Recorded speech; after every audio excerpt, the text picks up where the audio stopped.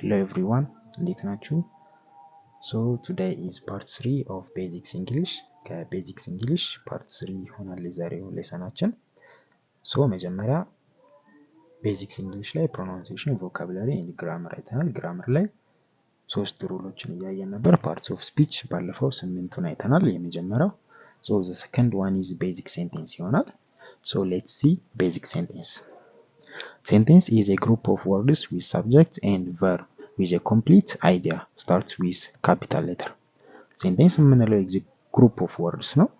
Subject እና verb ያለው ማለት ነው። Subject means doer of the action. የአክሽኑ አድራጊ ባለቤት ያለበት noun ይባላል። or pronoun ማለት እንችላለን።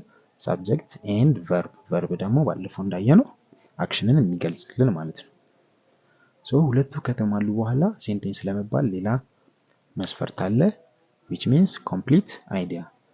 ሐሳብ ሊኖረው ይገባል። የተሟላ ሐሳብ ሊኖረው ይገባል። start with capital letter. ብዙ ጊዜ በካፒታል ሌተር ነው የሚጀምረው ማለት ነው። ፎርሙን ስናይ የሴንቴንስ subject አለ verb plus object. object ባለፈው እንዳየነው receiver of the action የምንለው noun ይሆናል ማለት ነው።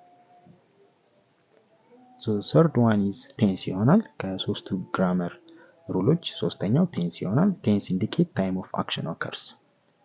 ቴንስ የምንለው ደግሞ አክሽኑ የተደረገበትን ታይም የሚገልጽልን ይሆናል ማለት ነው። ፓስት፣ ፕሬዘንት ኦር ፊውቸር በማለት የቨርቡን ፎርም በመቀየር የምናገኘው ይሆናል ማለት ነው። ሶ ሶስት አይነት ቴንሶች አሉ። ዋና ዋናዎቹ የምንላቸው ፓስት ቴንስ አለ፣ ፕሬዘንት ቴንስ ኤንድ ፊውቸር ቴንስ። So let us see one by one. So the first one is past tense. ፓስት ቴንስ ላይ ደግሞ አራት አይነት ቴንሶች አሉ። ሲምፕል ፓስት አለ፣ ፓስት ኮንቲኒየስ፣ ፓስት ፐርፌክት ኮንቲኒየስ ይሆናል ማለት ነው። first one is simple past to express completed action. completed actionዎችን ለመግለጽ ወይም ኃላፊ ድርጊቶችን ለመግለጽ የምንጠቀምበት ቴንስ ሲምፕል ፓስት ይሆናል ማለት ነው። ፎርማቸው ደግሞ subject plus V2 ይሆናል ማለት ነው። የቨርቡ ፓስት ወይም ደግሞ V2 እንጠቀማለን ማለት ነው። past continuous actions in progress in the past. ፓስት ላይ ሆኖ ግን ፕሮግረስ ላይ የነበሩ አክሽኖችን ለመግለጽ የምንጠቀመው ቴንስ ደግሞ past continuous ይሆናል። ፎርማቸው ደግሞ subject plus was or were plus V1 እንጠቀምና ፕሮግረስ መሆኑን ደግሞ ለመግለጽ ing V1 ing እንጠቀማለን ማለት ነው። past perfect የምንለው actions completed before another past action። እነዚህ ደግሞ ተከታታይ ሰክሰሲቭ የሆኑ አክሽኖች ኦከር ሲያደርጉ የምንጠቀመው ቴንስ ይሆናል ማለት ነው። ፎርሙ ደግሞ subject plus had ይሆናል ማለት ነው። የሃቭ እና የሃዝ ፓስት ቴንስ had ይሆናል plus V3 ፎርም እንጠቀማለን ማለት ነው። አራተኛው past perfect continuous ይሆናል።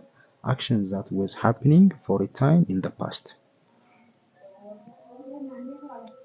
የሆነ ታይም ላይ የተከሰቱ አላፊ ነገሮች ግን ፓስት ላይ ሆኖ ፕሮግረስ የነበራቸው የተወሰነ እነዚህ ደግሞ ፎርማቸውን ስናይ subject plus had plus been plus V1 ing ይሆናል ማለት ነው። So next time ኤግዛምፕሎችን እናያለን። See you soon.